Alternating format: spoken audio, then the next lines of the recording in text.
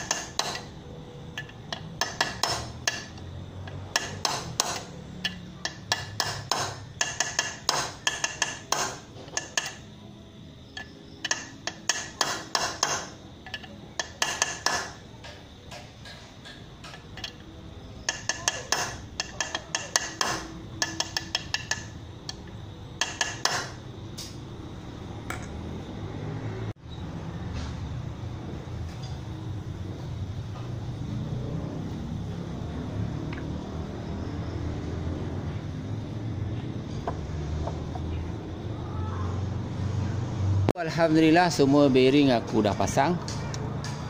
Cuma bearing yang last tu lah tak cukup panas. Jadi nak masuk tu kena ketuk sikit. Tapi tak apalah, benda tu dekat clutch lever biasalah tu.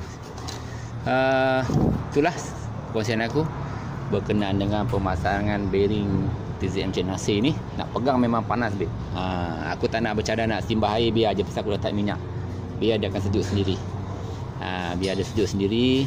Dan mungkin besok petang aku akan buat video pemasangan dia punya gearbox. So okey lagi yang itu saja perkongsian aku. Terima kasih menonton. Jangan lupa like, komen, subscribe channel aku untuk mendapatkan video-video yang akan datang. So stay tune. Bye bye dan jumpa lagi.